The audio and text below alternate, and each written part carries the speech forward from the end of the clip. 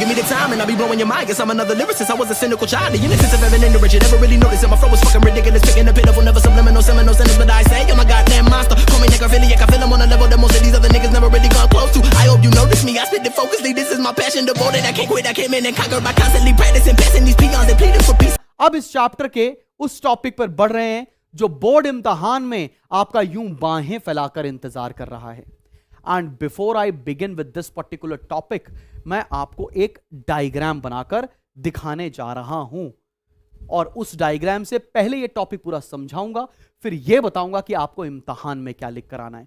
हम पढ़ने जा रहे हैं consumers equilibrium through IC analysis और यह इस चैप्टर का लास्ट टॉपिक है. देखो, इंडिफरेंस कर्व से कंज्यूमर इक्विलिब्रियम हमें निकालना है. बात समझना बच्चा पार्टी, यह हमारी बजट लाइन है. बजट लाइन क्या होती है, क्या आपको पता है? समझ में आ रही है बात? मैंने बनाए हैं 3 इंडिफरेंस कर्व. पहला इंडिफरेंस कर्व IC1, दूसरा इंडिफरेंस कर्व IC2, तीसरा इंडिफरेंस कर्व IC3. इतनी सी बात पर ही आपको सारी बातें समझ में आ जानी चाहिए.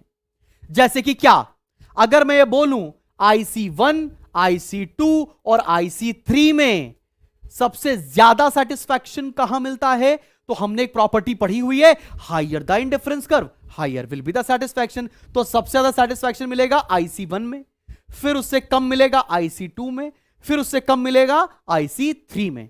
अब अगली बात सुनना, कौन सा इंडिफरेंस कर्व हमारे बजट में लाई करता है? भाई IC1 तो मेरी बजट लाइन के बाहर है, तो यहां पर तो कुछ भी नहीं हो सकता, उसको कंज्यूम ही नहीं कर सकते हम.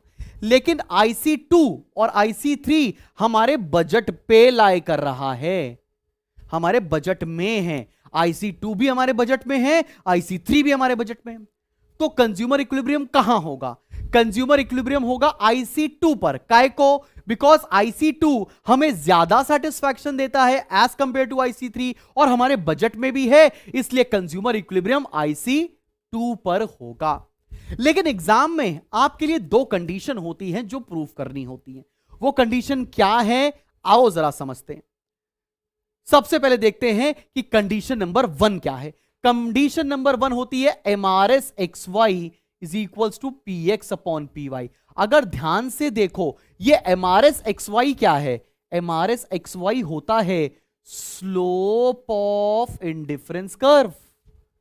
PX अपॉन PY क्या होता है? Slope of budget line. मतलब पहला पॉइंट क्या कह रहा है, जहां पर स्लोप ऑफ इंडिफरेंस कर्व और जहां पर स्लोप ऑफ बजट लाइन आपस में बराबर होंगे वहां पर इक्विलिब्रियम होगा. दूसरी बात, IC should be convex to the point of origin, और IC जो होना चाहिए वो कॉन्वेक्स होना चाहिए to the point of origin. अब अगर हम देखें तो ये ही तो पॉइंट ऐसा है जहां पर स्लोप ऑफ बजट लाइन और स्लोप ऑफ इंडिफरेंस कर्व बराबर हो रहे हैं, इसलिए यहां पर कंज्यूमर इक्विलिब्रियम होगा. क्या टॉपिक का कंसेप्ट तुम्हें समझ में आया? अब एग्जाम में क्या लिख कर आना है वो देख लिया जाए.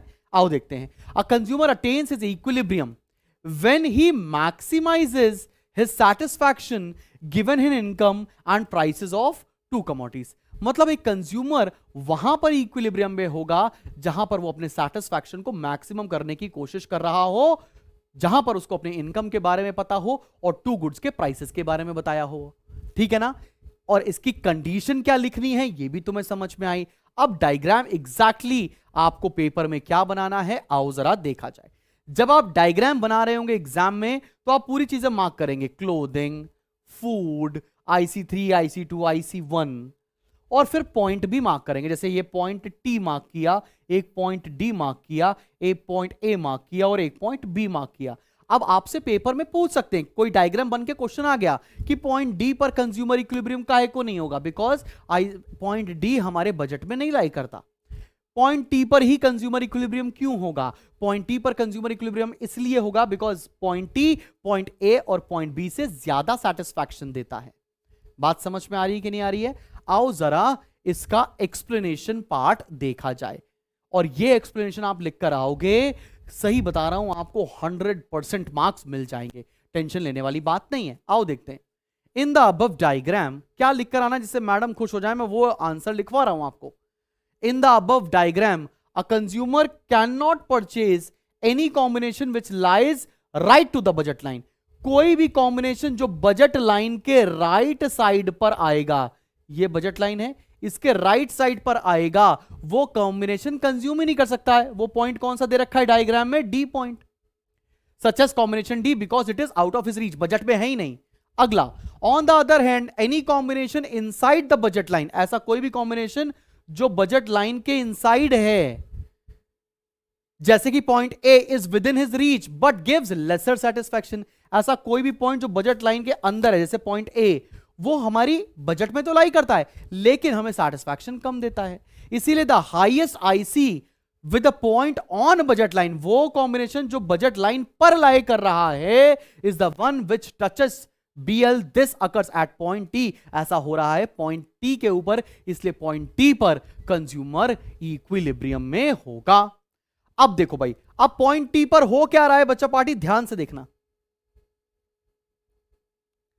पॉइंट T पर हो क्या रहा है, देखो OM combination of clothing, diagram देखो, OM combination of clothing and ON combination of food, आपको लिखकर दिखाना पड़ेगा।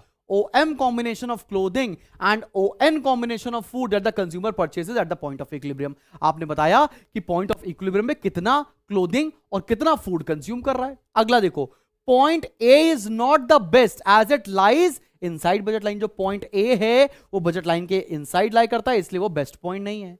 Point B is not best as it lies lower IC which is offers lesser satisfaction। कहने का मतलब क्या है, पॉइंट बी पर इसलिए नहीं होगा कंज्यूमर इक्विलिब्रियम क्योंकि पॉइंट बी पॉइंट टी से कम सेटिस्फैक्शन देता है, बिकॉज वो नीचे वाले आईसी कर्व पर लाई करता है। ठीक है ना भाई? Hence consumer is in equilibrium at point T, at the point both conditions are also satisfied.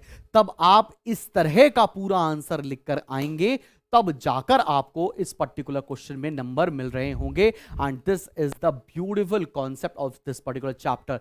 अब जाओ ये वीडियो बोल रहा हूं, ये नोट्स डाउनलोड कर लो। अगर तुम्हें लगता है मेरे साथ लाइव पढ़ना है तो स्पार्टन्स के कोर्स में या फतेह के कोर्स में आप इनरोल कभी भी कर सकते हैं। क्लासेस चालू हो चुकी हैं, स्पार्टन्स की आज ही क्लास शुरू हुई है। तो चलो भाई, मिलते हैं बहुत जल्दी नेक्स्ट वीडियो में। Till then keep smiling and keep learning. Wish you luck.